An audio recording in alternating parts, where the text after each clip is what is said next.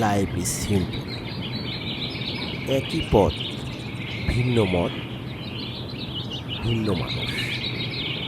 তো একটা পথ দিয়ে পানি পার হয়ে ওপারে যেতে হবে।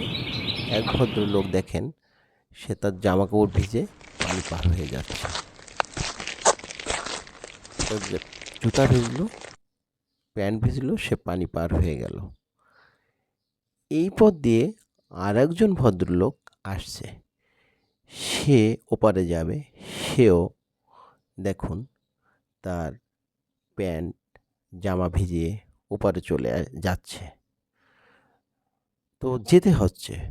এরপরে এক ইন্টেলেকচুয়াল বালক সেই স্কুলে যাবে। সে এসে চিন্তা করলো, আমি যদি এই পথ দিয়ে যাই তাহলে আমি ভিজে যাব, আমার স্কুলে থাকতে হবে, কষ্ট হবে। সে সাথে সাথে আশপাশ দিয়ে ইটের খোয়া খুঁজছে এবং এই ইটের খোয়া ম্যানেজ করে সে পানির সামনের দিকে এগিয়ে যাওয়ার চেষ্টা করছে এবং চিন্তা করলো, এখানে এটা বিছিয়ে দিয়েছে। দেখেন সুন্দরভাবে একই পথ দিয়ে ছোট্ট একটা বালক বুদ্ধি খাটিয়ে পার হয়ে গেল এবং সে অনুপ্রাণিত করলো, আসুন জীবনের পথ সহজ সরলভাবে চলি। জীবন অনেক সহজ, সিম্পলভাবে চিন্তা করে সুন্দরভাবে, গঠনমূলকভাবে, ভালোভাবে মানুষের পাশে থেকে চলা যায়। Life is simple it. আসেন আমরা অনুসরণ করি। আচ্ছা, পানি কিন্তু পার হওয়া শেষ।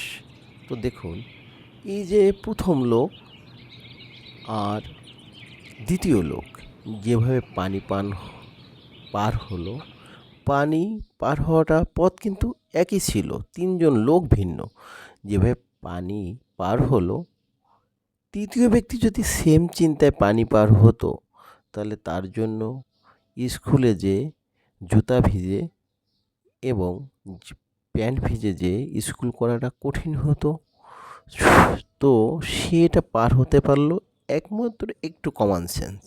সে তার বুদ্ধিমত্তার জোরে চিন্তা করলো, না আমি ভিজবও না, কিন্তু পানি পার হয়ে আমি স্কুলে যাব। তার এই বুদ্ধিমত্তা আমাদের এই শিক্ষা দেয়, জীবনের প্রতিটা ক্ষেত্রে যত বাধা আসুক, বিপদ আসুক, নদী আসুক, সমুদ্র আসুক, খুব চিন্তা করে সূক্ষ্মভাবে, সুন্দরভাবে জীবন পার করতে হবে।